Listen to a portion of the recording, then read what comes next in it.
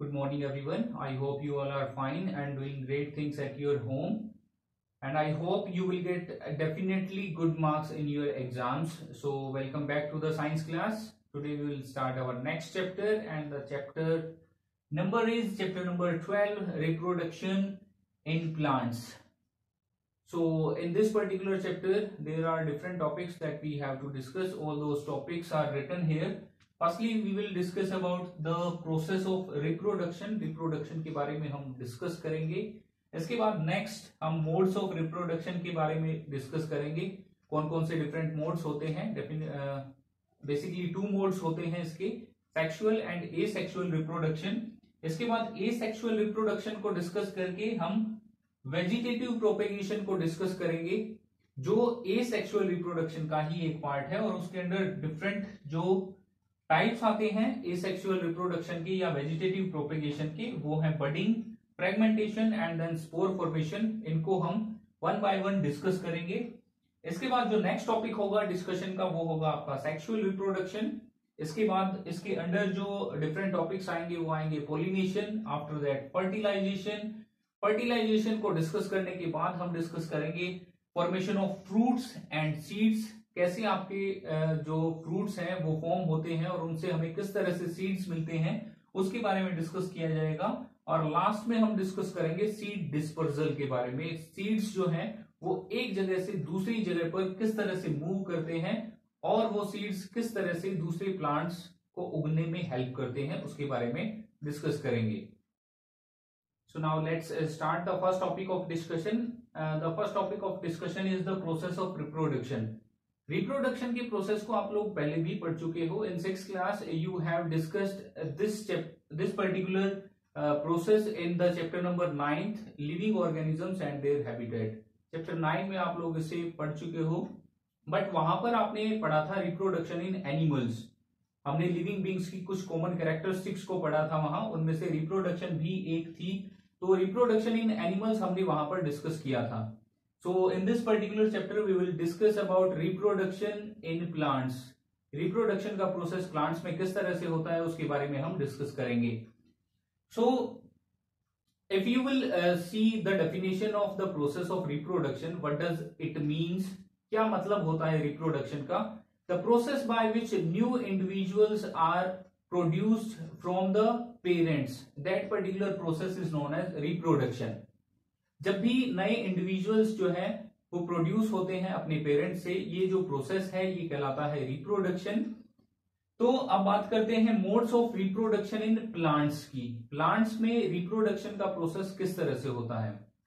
अब सपोज कीजिए हमारे पास एक पर्टिकुलर प्लांट है, तो उसमें अलग अलग पार्ट्स होते हैं. ये हमने 6th क्लास में भी पढ़ा था. स्टेम होता है, रूट्स होती हैं, लीव्स होती हैं, फ्लावर्स होते हैं. तो ये जो पार्ट्स हैं सारे, इनको 2 कैटेगरीज में डिवाइड किया गया है. First one is vegetative parts, जो आपकी रूट्स हैं, स्टेम्स हैं, लीव्स हैं किसी भी पर्टिकुलर प्लांट्स की, तो वो कहलाते हैं आपके वेजिटेटिव पार्ट्स. इसके बाद नेक्स्ट है आपके रिप्रोडक्टिव पार्ट. कुछ टाइम के बाद आपने देखा होगा, अगर हम मैंगो ट्री की बात करें, कुछ टाइम के बाद उस पे फ्लावर आने स्टार्ट हो जाते हैं. फ्लावर से फिर मैंगो का जो फ्रूट है वो बनता है. तो जो आपके फ्लावर्स हैं उनको बोला जाता है रिप्रोडक्टिव पार्ट.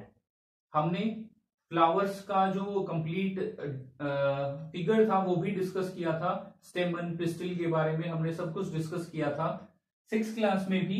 तो इसीलिए इसके अंदर जो है मेल और फीमेल पार्ट दोनों प्रेजेंट होते हैं या कोई एक प्रेजेंट होता है, जिसकी वजह से ये रिप्रोडक्शन के प्रोसेस में हेल्प करता है.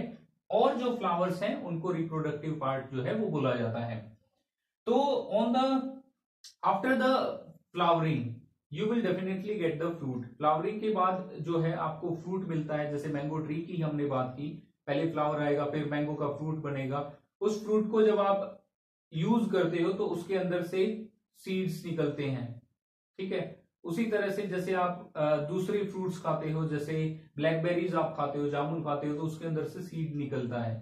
तो वो सीड्स जो हैं वो सीड्स आपके न्यू प्लांट्स को ग्रो करने में हेल्प करते हैं. उन सीड्स से आपके न्यू प्लांट्स जो है वो ग्रो किए जाते हैं.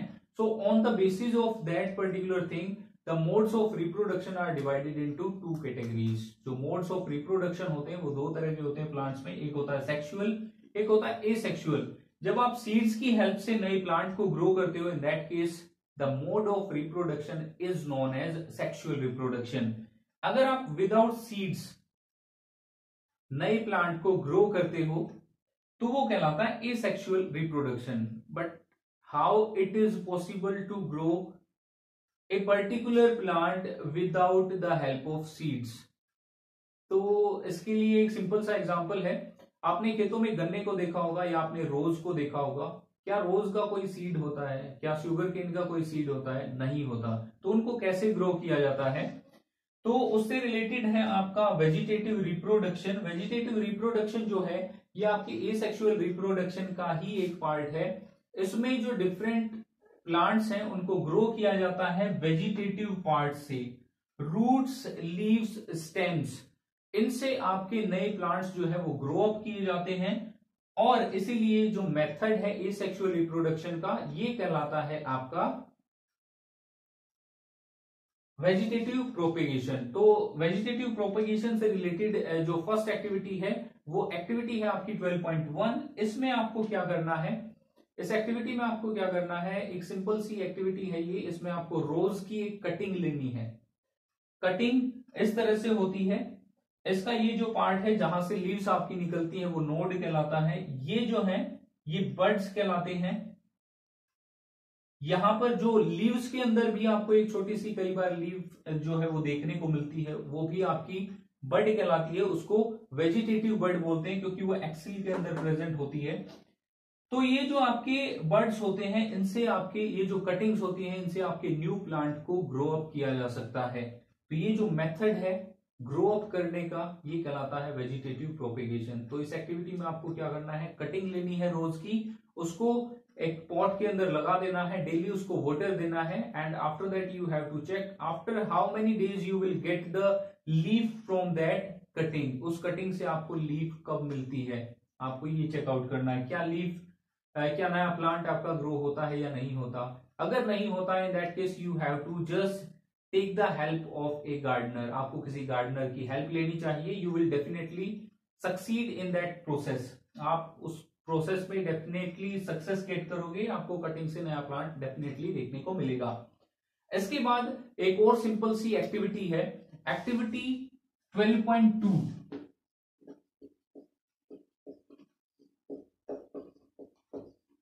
Activity 12.2 is also a very simple activity.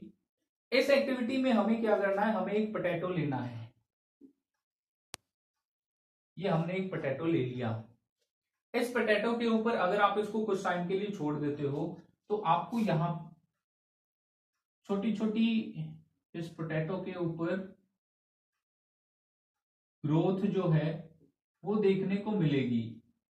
ये जो है पोटैटो के ऊपर, ये पोटैटो की आईज कहलाती हैं या फिर इनको बोला जाता है बर्ड्स। तो अगर आप यहां से इस बर्ड को कट करते हो, इस बर्ड को कट करने के बाद अगर आप इसको सॉइल के अंदर दबा देते हो तो कुछ दिनों के बाद आपको उससे एक फ्रेश प्लांट जो है पोटैटो का वो मिल जाएगा। तो इस तरह से हम जो बडिंग है उस बडिंग के मेथड से भी हम क्या कर सकते हैं, डिफरेंट प्लांट्स को ग्रो अप कर सकते हैं। इसका एक और एग्जांपल आगे हम डिस्कस करेंगे। But I think it is sufficient for today's class. So thank you and have a nice day.